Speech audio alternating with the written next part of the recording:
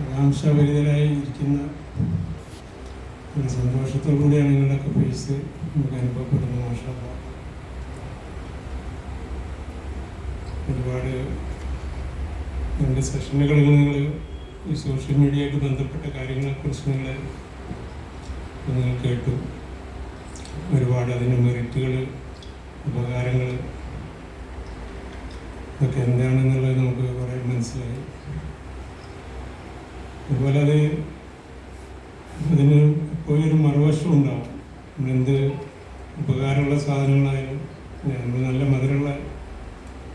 മധുരമുള്ള ബേക്കറികളായാലും പലഹാരങ്ങളായാലും ഒക്കെ കൂടുതലായിട്ട് കഴിച്ചാൽ അതിൻ്റെതായ ഭവിഷ്യത്തുകളില്ല, അതിന് കെടുതികളുണ്ടല്ലോ. എന്തും മധുരിക്കുന്നതായാലും ഏത് ഉപകാരമുള്ള സാധനങ്ങളായാലും അതിൻ്റെതായ സൈഡ് എഫക്ട്സുകൾ ഉണ്ടാവും, അതിൻ്റെ റിയാക്ഷനുകൾ ഉണ്ടാവും. അത് നമ്മൾ വ്യക്തമായിട്ട് അറിഞ്ഞിരിക്കണം. നമ്മളൊക്കെ വളരെ ബുദ്ധിയുള്ള ആളുകളാണ്, പഠിക്കുന്ന കുട്ടികളാണ്. എല്ലാവരും 10th കഴിഞ്ഞ ആളുകളുണ്ട്. 10th കഴിഞ്ഞവരാണ് എല്ലാവരും. 10th ബിലോ ഉണ്ടാവും, താഴെ പഠിക്കുന്നവരാണ്. എല്ലാവർക്കും ആവശ്യമുള്ള കുറഞ്ഞ കാര്യങ്ങൾ, എല്ലാം ഉപകാരപ്പെടുന്ന കുറഞ്ഞ കാര്യങ്ങളോട് കൂടുതൽ സംസാരിക്കുന്നു. നമ്മളൊക്കെ ഈ ഭൂമിയിൽ നമ്മളല്ലാത്ത ഒരുപാട് ജീവജാലങ്ങൾ നമ്മൾ ഈ പ്രപഞ്ചത്തിലുണ്ടെന്ന് നമുക്കറിയാം. അതിൽപ്പെട്ടൊരു ജീവിയാണ് മനുഷ്യൻ. ഏകദേശം ഒരു 200 ലക്ഷത്തോളം ജീവജാലങ്ങളുണ്ട് ഈ പ്രകൃതിയിൽ, ഈ പ്രപഞ്ചത്തിൽ. 200 ലക്ഷം എന്ന് പറഞ്ഞാൽ എത്ര? 20 മില്യണോളം. അതിലൊരു ജീവി മാത്രമാണ് നമ്മൾ മനുഷ്യരായ നമ്മളൊക്കെ. അതുപോലെ അതിൽ 90% ജീവികളും പ്രത്യേകത വെച്ചാൽ നട്ടെല്ലില്ലാത്ത ജീവികളാണ്, ഇൻവേർട്ടിബ്രേറ്റ്സ് എന്ന് പറയും. 10% നട്ടെല്ലുള്ള മനുഷ്യനെ പോലെയുള്ള നമ്മളെ പോലെയുള്ള ജീവജാലങ്ങൾ 10% മാത്രമാണ് ഈ 200 ലക്ഷത്തിൽ. മനുഷ്യന് മാത്രമായിട്ട് ചില പ്രത്യേകതകളുണ്ട്. ഈ നട്ടെല്ലില്ലാത്ത ജീവികളൊക്കെ പലപ്പോഴും നമ്മൾ ഈ പാറ്റ വർഗം എന്നൊക്കെ പറയില്ല, പാറ്റകൾ, ചലന്തി വർഗ്ഗങ്ങൾ, അതുപോലെ കടലിലുള്ള മൊളോസ്കം വർഗ്ഗമുണ്ട്. ഒരുപാട് നട്ടില്ലാത്ത ജീവികളുണ്ട്. നമ്മുടെ ഈ എരുന്ത്, കക്ക, കടുക്ക, അതൊക്കെ ഓരോ ജീവജാലങ്ങളാണ്. ഇതേപോലെ തന്നെ നട്ടിലുള്ള ജീവികൾ ഒരുപാട്, അത്ര എവല്യൂഷൻ വരാത്ത ജീവികളുണ്ട്. നമുക്കറിയാം പാമ്പ്, മുതല, അതുപോലെ ആമകളൊക്കെ, മത്സ്യങ്ങൾ. അതുപോലെ തന്നെ മനുഷ്യനില്ലാത്ത ഇതിന് ഒരുപാട് നാൽക്കാലി വർഗ്ഗങ്ങളുണ്ട്, വന്യമൃഗങ്ങളുണ്ട്. ഇതിനൊക്കെ വ്യത്യസ്തമായിട്ട് നമുക്ക് മനുഷ്യൻ എന്നുള്ള രീതിയിൽ നമുക്കുള്ള പ്രത്യേകത എന്താണ്? നമുക്കൊരു വിവേക ബുദ്ധി മനുഷ്യന് തന്നിട്ടുണ്ട്. അള്ളാഹു സുബ്ഹാനഹു വ തആല സൃഷ്ടിപ്പിലുണ്ട് അല്ലേ? അള്ളാഹു സുബ്ഹാനഹു വ തആല പറയുകയാണ്, മനുഷ്യന് അള്ളാഹുവിൻ്റെ ദീനിന്റെ പ്രകൃതിക്ക് അനുയോജ്യമായ രീതിയിലാണ് അള്ളാഹു സുബ്ഹാനഹു വ തആല മനുഷ്യനെ സൃഷ്ടിച്ചിട്ടുള്ളത്. പരിശുദ്ധമായ ദീനുൽ ഇസ്ലാമിന്റെ പ്രകൃതിക്ക് അനുയോജ്യമായ രീതിയിലാണ് മനുഷ്യനെ അള്ളാഹു സൃഷ്ടിച്ചത്. ആ പ്രകൃതി, ആ ഇസ്ലാമിക പ്രകൃതിയിൽ മനുഷ്യൻ ജീവിക്കുമ്പോഴാണ് ശരിക്കും എന്ത് ചെയ്യുക, മനുഷ്യൻ എന്നുള്ള ആ ഒരു നൈസരം ഉണ്ടാവും. അല്ലെങ്കിൽ നമ്മൾ എന്ത് ചെയ്യും, നമ്മൾ ഹ്യൂമൻ ബീങ് എന്നുള്ള ആ ഒരു ജീവജാലത്തിൽ നമ്മൾ മാറിപ്പോകും. നമ്മൾ ഇതര ജീവജാലങ്ങളുടെ നേച്ചറിലേക്ക് നമ്മൾ പോയി പോകും. ഞാൻ പറയുമ്പോൾ നിങ്ങൾക്ക് ചിലപ്പോൾ പെട്ടെന്ന് മനസ്സിലാവില്ല. അതായത് മനുഷ്യന്റെ ഒരുപാട് ഗുണങ്ങൾ, മനുഷ്യന്റെ മനുഷ്യത്വത്തിലുള്ള ഒരുപാട് ഗുണങ്ങളുണ്ട്. മനുഷ്യൻ എന്ന് പറഞ്ഞാൽ മറ്റുള്ളവരോടുള്ള സോഷ്യലായിട്ടുള്ള ഒരു ജീവിയാണ്. ഗ്രൂപ്പായിട്ട് താമസിക്കുന്ന, ഏർഡ് കൺസെപ്റ്റുള്ള, ഒരുപാട് റിലേഷൻഷിപ്പുള്ള, സോഷ്യലായിട്ടുള്ള ഒരുപാട് കമ്മിറ്റ്മെന്റ്, സിമ്പതി, എമ്പതികളൊക്കെ ഉള്ള അല്ലെ, അനുകമ്പ, സ്നേഹങ്ങൾ, കാരുണ്യമുള്ള, മേഴ്സിൽ, അങ്ങനത്തെ കുറേ ഗുണങ്ങളുള്ള ജീവിയാണ് മനുഷ്യനുള്ളത്. പക്ഷേ വന്യമൃഗങ്ങൾക്കൊന്നും അതുണ്ടാവില്ല അല്ലെ. നാൽക്കാലികൾക്ക് ഒരു പരിധിവരെ അതുള്ളത് കൊണ്ടും ഇല്ലാത്തതുകൊണ്ട്. ഇതിനൊക്കെ വ്യത്യസ്തമായിട്ട് നമ്മളെ നിലനിർത്തുന്നു, മനുഷ്യന്റെ പ്രകൃതിയിൽ നിലനിർത്താനാണ് ശരിക്ക് അള്ളാഹു സുബ്ഹാനഹു വ തആല നമുക്ക് ഈ പരിശുദ്ധമായ ദീന് നമുക്ക് നൽകില്ല. ദീനിന്റെ ഓരോ കാര്യങ്ങളും അതാണ് നമ്മൾ മനസ്സിലാക്കുന്നത്. നമുക്ക് മദ്രസയിൽ പോയ ആളുകളാണ്,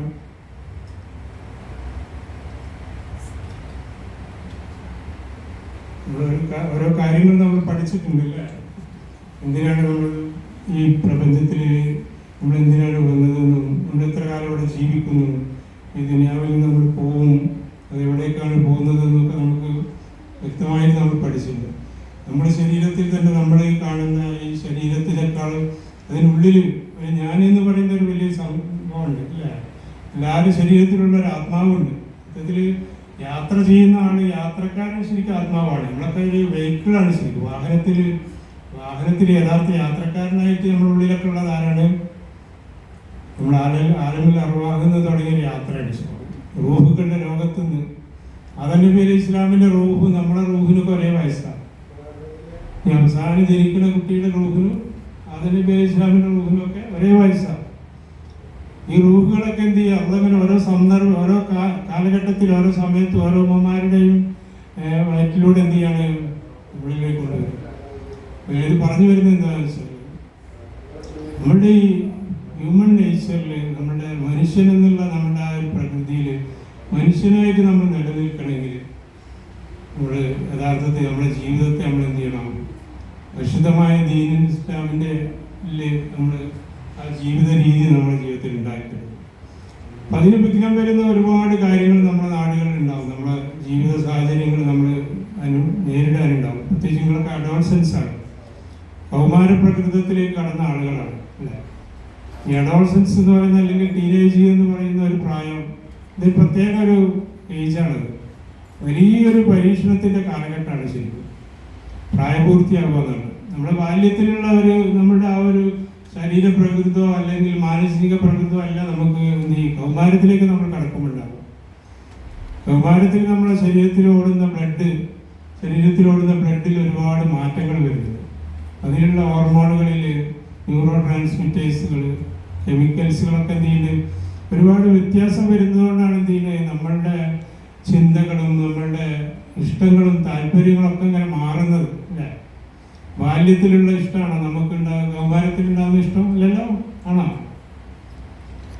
ബാല്യത്തിൽ നമുക്ക് കുറേ കോട്ടി കളിക്കണം, അല്ലെങ്കിൽ മറ്റുള്ളവർ ഓടിക്കളിക്കണം, കടന് പോലീസും കളിക്കണം, അങ്ങനത്തെ കുറേ ഇഷ്ടങ്ങളായിരിക്കും അല്ലേ. അല്ലെങ്കിൽ എന്തെങ്കിലും സ്വീറ്റ്സ്, ഐസ്ക്രീം ഇതൊക്കെ കിട്ടിയാൽ ഭയങ്കര സംഭവം. പക്ഷെ അഡോൾസൻസിലേക്ക് എത്തുമ്പോൾ നമ്മുടെ ഇഷ്ടങ്ങളൊക്കെ എന്ത് ചെയ്യാണ് നമുക്ക് മാറുന്നുണ്ട്.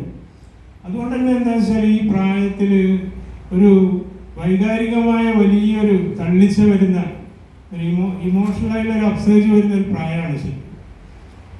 അതുകൊണ്ട് പലപ്പോഴും എന്താ വെച്ചാൽ ആ ഒരു വികാര തള്ളിച്ചേര് അല്ലെങ്കിൽ ആ ഒരു ഇമോഷണലായിട്ട് നമുക്ക് പല കാര്യങ്ങളും ഓവർ പർവ്വതീകരിച്ച് നമുക്ക് അനുഭവപ്പെടുന്നതുകൊണ്ട് നമ്മൾ കുറേ കാര്യങ്ങൾ ശ്രദ്ധിക്കേണ്ട ഒരു പ്രായമാണ് ഈ ടീനേജ് എന്ന് പറയുന്നത്. നമുക്ക് വിദ്യാഭ്യാസ കാലഘട്ടത്തിലൂടെയാണ് നമ്മളൊക്കെ പോകുന്നത്.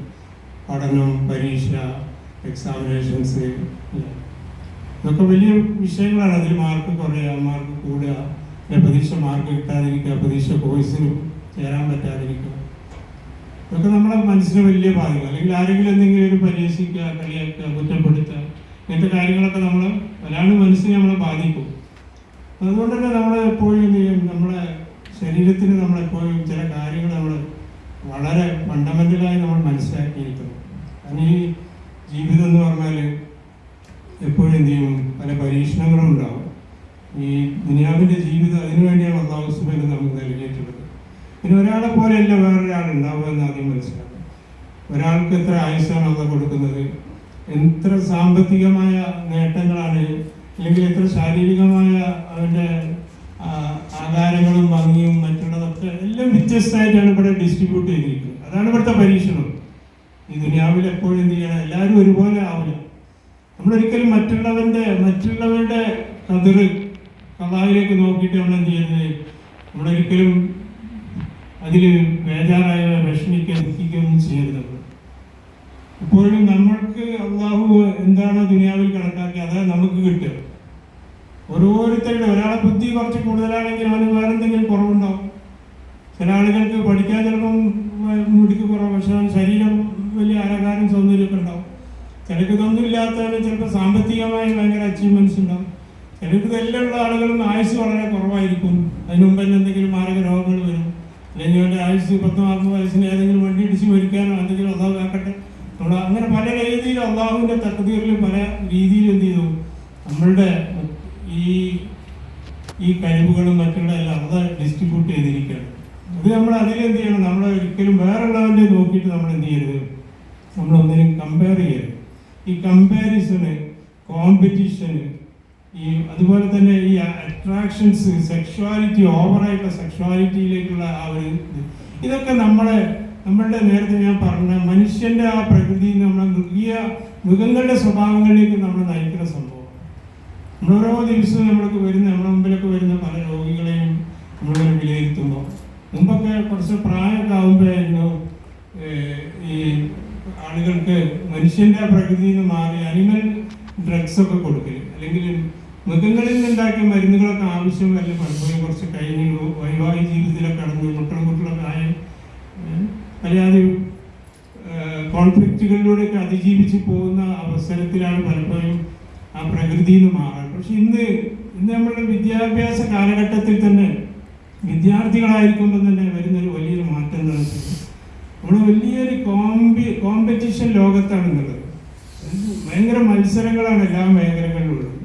നമ്മൾ പ്രതീക്ഷ ലെവലിൽ എത്താൻ പലപ്പോഴും കഴിയാത്തൊരവസ്ഥകളിലാണ് എല്ലായിടത്തുള്ള മത്സരം. അതുപോലെ ഈ കമ്പാരിസണുകൾ വളരെ കൂടുതലാണ്. അതുപോലെ പാരൻസിൻ്റെ, രക്ഷിതാക്കളുടെ ഭാഗത്തു നിന്നുള്ള ഭയങ്കര പുഷിങ്, ഓരോ കാര്യത്തിലുള്ള അവരുടെ ആഗ്രഹങ്ങൾക്കനുസരിച്ച് നമ്മൾ നീങ്ങേണ്ട അവസ്ഥ വരെ, അതെല്ലാം വലിയ ഒരു വെല്ലുവിളിയായിരിക്കുകയാണ് വിദ്യാർത്ഥികളുടെ ജീവിതത്തിൽ. അതുകൊണ്ട് തന്നെ നമ്മൾ പലപ്പോഴും എന്ന് വെച്ചാൽ നമ്മളുടെ ഈ ശുദ്ധ പ്രകൃതിയിൽ നിന്ന്, മനുഷ്യന്റെ പ്രകൃതിയിൽ നിന്ന് പലപ്പോഴും നമ്മൾ എന്ത് ചെയ്യും, വേറെ ജീവജാലങ്ങളുടെ പ്രകൃതിയിലേക്ക് നമ്മൾ പോകാൻ ഉള്ള സാധ്യത കൂടുതലാണ്. ഇപ്പോൾ നമ്മൾക്ക് ആരോടെങ്കിലും എന്തെങ്കിലും എതിർപ്പ്, അല്ലെങ്കിൽ ആരോടെങ്കിലും പക, വിദ്വേഷം, വെറുപ്പ്, അസൂയ, ഇതൊക്കെ നമ്മൾ അറിയാതെ പലപ്പോഴും വരുന്ന സംഭവങ്ങളാണ് നമ്മളൊക്കെ ജീവിതങ്ങളിൽ. ഇതൊക്കെ വരുന്നതെന്നാണ്, ഇതൊരു മനുഷ്യന്റെ പ്രകൃതിയിൽ നിന്ന് മനുഷ്യന് അനിമൽ പ്രകൃതിയിലേക്ക് പലപ്പോഴും പോകുമ്പോഴാണ് ഇത്തരം നേച്ചറുള്ളത്. നമ്മൾ ഇതിനെല്ലാം നമ്മൾ കൺട്രോൾ ചെയ്യാനുള്ള ഒരു വലിയൊരു വഴിയാണ് നമ്മൾ നേരത്തെ പറഞ്ഞ പോലെ നമ്മൾ പരിശുദ്ധ ഖുർആൻ ശരീഫിൻ്റെ പഠനങ്ങൾ, ഹദീസിൻ്റെ പഠനങ്ങൾ, അതൊക്കെ നമ്മൾ എന്ത് ചെയ്യണം, നമ്മൾ നല്ല രീതിയിൽ അതിൻ്റെ ആ ഫൗണ്ടേഷനിലൂടെ നമ്മളെപ്പോഴും പോകണം. നമ്മൾ അലിഗഡ് യൂണിവേഴ്സിറ്റി, നമ്മൾ സാറൊക്കെ പഠിച്ചപ്പോൾ യൂണിവേഴ്സിറ്റിയാണ്. ആ യൂണിവേഴ്സിറ്റിയുടെ സ്ഥാപകനായിരുന്നിരുന്ന സർ സയ്യിദ് അഹമ്മദ് ഖാൻ, അദ്ദേഹത്തിൻ്റെ ഒരു ഇതിൽ ഞാൻ വായിച്ചിട്ടുണ്ട്. അതായത് ഒരു കയ്യിൽ ഖുർആൻ ഷരീഫും മറ്റൊരു കയ്യിൽ സയൻസും, അല്ലെങ്കിൽ മറ്റുള്ള കയ്യിൽ ഭൗതികമായ വിജ്ഞാനത്തിൻ്റെ ഇതും കൈപ്പിടിക്കുന്ന ഒരു തലമുറ ഈ യൂണിവേഴ്സിറ്റിയിൽ നിന്ന് ഉണ്ടാവണമെന്നാണ് ഞാൻ ആഗ്രഹിക്കുന്നതെന്ന് എപ്പോഴും പറയാറ്. അപ്പം നമ്മുടെ ജീവിതത്തിൽ എപ്പോഴും നമ്മൾ മുറുകെ പിടിക്കേണ്ട ഒരു വലിയൊരു ഇതാണ്, ഏത് ഭൗതിക മേഖലയിലേക്കും ഏത് വൈജ്ഞാനിക മേഖലകളിലേക്കും നമ്മൾ തിരിയുമ്പോഴും നമ്മുടെ ഫൗണ്ടേഷൻ ഏറ്റവും അടിസ്ഥാനപരമായി നമ്മൾ ഉണ്ടാവുന്നത് പരിശുദ്ധ ഖുർആൻ ശരീഫുമായുള്ള ബന്ധം, അള്ളാഹു സുബ്ഹാനഹു വ തആല ആരാണെന്നും അള്ളാഹുവിനെ മനസ്സിലാക്കിക്കൊണ്ടുള്ള ഒരു ജീവിതം, അള്ളാഹുവിൻ്റെ വലിപ്പവും അള്ളാഹുവിൻ്റെ കഴിവുകളെ പറ്റിയും അള്ളാഹുവിൻ്റെ കുദറത്തുകളെ പറ്റിയുള്ള നമ്മളുടെ അറിവ്, അള്ളാഹുവാണ് എല്ലാ കാര്യങ്ങളും ഈ പ്രപഞ്ചത്തിൽ നടത്തിക്കൊണ്ടിരിക്കുന്നത്, നമ്മളെ കൊണ്ടൊന്നും നടക്കില്ല, എന്ത് ഉപകാരമായാലും ഉപദ്രവം അള്ളാഹുവിൻ്റെ തീരുമാനപ്രകാരമാണ് എന്നുള്ള കാര്യങ്ങളൊക്കെ നമുക്ക് എന്ത് ചെയ്യണം, ഒരു ഉറപ്പുണ്ടാകും. നമുക്ക് ഖുർആൻ ശരീഫുമായുള്ള ബന്ധം നമുക്കുണ്ടാകും. നമ്മളൊരു ഭാഗത്ത് നമ്മൾ ഈ കാര്യങ്ങൾ നമ്മൾ മനസ്സിലാക്കി. ഏറ്റവും നേരത്തെ പറഞ്ഞ് നമ്മുടെ സോഷ്യൽ മീഡിയയുടെ ഒരു വലിയ കുറച്ച് ഡീമെറിറ്റ്സുകൾ, ഇപ്പോൾ കുറഞ്ഞ അരമണിക്കൂർ മുമ്പ് എൻ്റെ അടുത്ത് വന്നൊരു കേസ്, നമ്മൾ REC മലയാള ഭാഗത്ത് നിന്ന് 9ാം ക്ലാസ്സിലേക്ക് ഇപ്പോൾ പാസ്സായ ഒരു കുട്ടിയാണ്. ഉമ്മാൻ്റെ പരാതി എന്താണെന്ന് വെച്ചാൽ അവന് പഠനം നേരത്തെ നല്ല പഠിച്ചിരുന്നു, പഠിക്കാൻ ബുദ്ധിയില്ലാത്ത കുട്ടിയൊന്നുമല്ല. ഞാൻ കേസ് സ്റ്റഡി ചെയ്തപ്പം പഠിക്കാനൊക്കെ അതിനുള്ള ടാലൻറ്റും കഴിവും എല്ലാം ഉണ്ട്. അങ്ങനെ ലേണിംഗ് ഡിസബിലിറ്റി ഒന്നുള്ള പയ്യനൊന്നുമല്ല, പക്ഷെ പഠിക്കുന്നില്ല, പഠനത്തിൽ ബാക്കൗട്ടായിട്ടുണ്ട്. ഒരൊറ്റ റീസണേ ഉള്ളൂ. ചോദിച്ചപ്പോൾ ആകെയുള്ള അവൻ്റെ അടുത്ത് വന്നൊരു ദുശീലം എന്നുള്ളത് എന്താണ്, മൊബൈലിൽ നിന്ന് അവൻ വേറിട്ടുന്നില്ല എന്നുള്ളത് മാത്രം, വേറെ പ്രശ്നമൊന്നുമില്ല.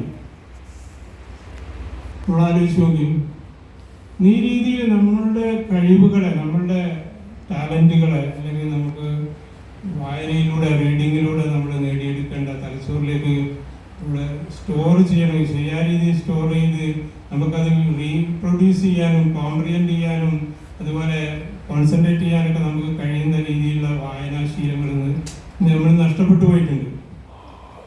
കാരണം നമ്മൾ ഈ സ്ക്രീനിലൂടെയുള്ള അറിവുകളുടെ ഒരു പ്രത്യേകത വെച്ചാൽ നമുക്ക് മാഷാഅല്ലാഹ് നബി സാഹിബ് പറഞ്ഞ പോലെ ഒരുപാട് നമുക്ക് പോസിറ്റീവായിട്ട് നമുക്ക് യൂട്ടിലൈസ് ചെയ്യേണ്ട ഒരുപാട് മേഖല ഇതിലുണ്ട്.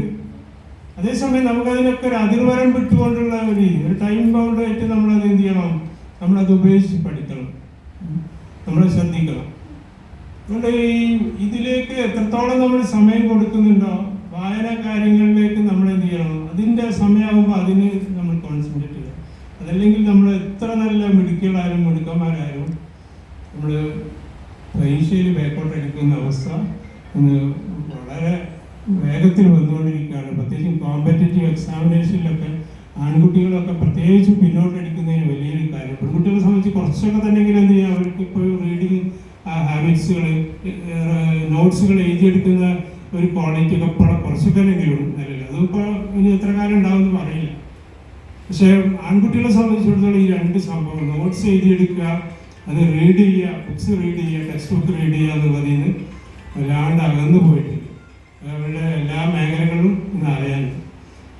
അതൊരു പ്രത്യക്ഷത്തിൽ ഒരു ഇതാണ് ഞാൻ പറഞ്ഞത്. ഇതേപോലെ ഒരുപാട് കെടുതികൾ സോഷ്യൽ മീഡിയ ആയിട്ട് ബന്ധപ്പെട്ട്, മൊബൈൽ അഡിക്ഷനായിട്ട് ബന്ധപ്പെട്ട് വന്ന ഒരുപാട് വിഷയങ്ങൾ, ഹെൽത്ത് ഇഷ്യൂസുകൾ ഒരുപാടുണ്ട്.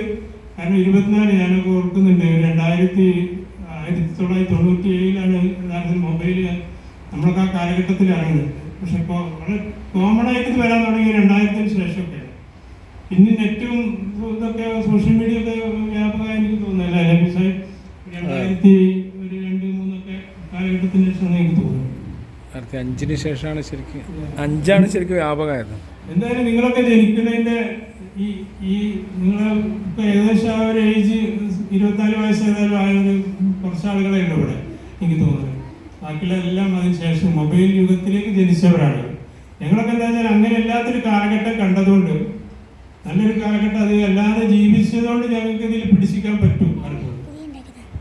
ഇതിന്റെ അങ്ങനെ തന്നെ അഡിക്ഷനിലേക്ക് എന്ത് ചെയ്യില്ല, നമ്മൾ പോവില്ല. കാരണം മറ്റൊരു വശം നമുക്ക് അറിയുന്നതുകൊണ്ട്.